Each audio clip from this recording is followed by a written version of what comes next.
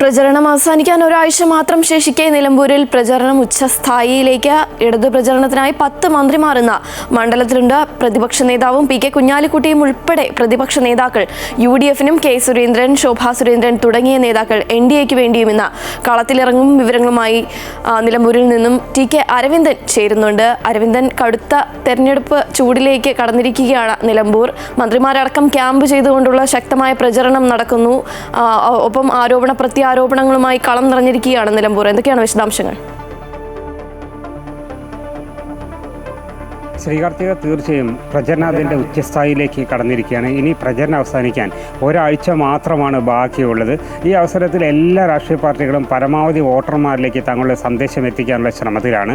ഇടതുമുന്നണി ഇക്കാര്യത്തിൽ ബഹുദൂരം മുന്നിലെത്തിക്കഴിഞ്ഞു.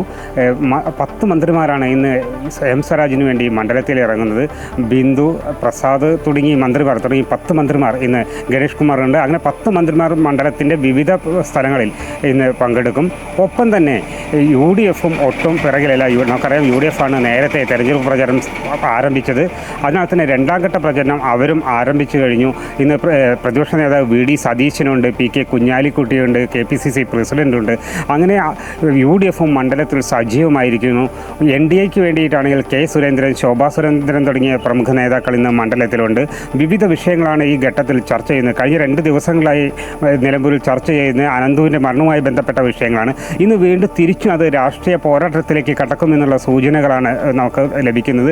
രാവിലെ പ്രതിപക്ഷ നേതാവ് പത്രസമ്മേളനം വിളിച്ചിട്ടുണ്ട്. അതുപോലെ തന്നെ കെ സുരേന്ദ്രൻ വിളിച്ചിട്ടുണ്ട്. മന്ത്രിമാർ മാധ്യമങ്ങളെ കാണുന്നുണ്ട്. അങ്ങനെ ഇന്നും വളരെ രാഷ്ട്രീയ പോരാട്ടം വളരെ കടുത്തതായിരിക്കും എന്ന് തന്നെയാണ് നമുക്കറിയാവുന്നത്. ഒപ്പം PV അൻവറും ചില പഞ്ചായത്തുകളിൽ സജീവമായി അദ്ദേഹം രംഗത്തിറങ്ങുന്നുണ്ട് എന്നുള്ളത് ശ്രദ്ധേയമാണ്. ശരി അരവിന്ദൻ, അതോടൊപ്പം തന്നെ പ്രചരണമൊക്കെ തന്നെ മുന്നോട്ട് ശക്തമായി പോകുന്നുണ്ട്. ഒപ്പം ഇന്ന് CPM സംസ്ഥാന സെക്രട്ടേറിയറ്റ് മലപ്പുറത്ത് ചേരുന്നുണ്ടല്ലോ. ഈ തെരഞ്ഞെടുപ്പിനെ പറ്റിയുള്ള കാര്യങ്ങൾ തന്നെയാകുമോ പ്രധാനമായും ഈ ഒരു യോഗത്തിൽ ചർച്ചയാവുക?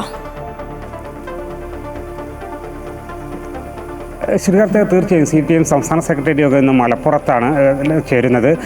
തീർച്ചയായും തെരഞ്ഞെടുപ്പ് തന്നെയാണ് പ്രധാന ചർച്ചാ വിഷയം. ഒപ്പം തന്നെ വന്യജീവി മനുഷ്യ സംഘർഷം സംസ്ഥാനത്തുടനീളം വലിയ പ്രശ്നമുണ്ടാക്കിയിരുന്ന സാഹചര്യത്തിൽ ആ കാര്യങ്ങളും ചർച്ചയ്ക്ക് വരും എന്നാണ് നമുക്കറിയുന്നത്. എന്നാൽ തെരഞ്ഞെടുപ്പിനാണ് ഇപ്പോൾ പ്രാമുഖ്യം നൽകുന്നത്. അടുത്ത ഒരാഴ്ച ഏത് തരത്തിൽ പ്രചരണ തന്ത്രം മാറ്റണം, മറ്റുള്ള കാര്യങ്ങളെല്ലാം ഇടതുപക്ഷം ഇന്നത്തെ സെക്രട്ടേറിയറ്റ് യോഗത്തിൽ ചർച്ച ചെയ്യും.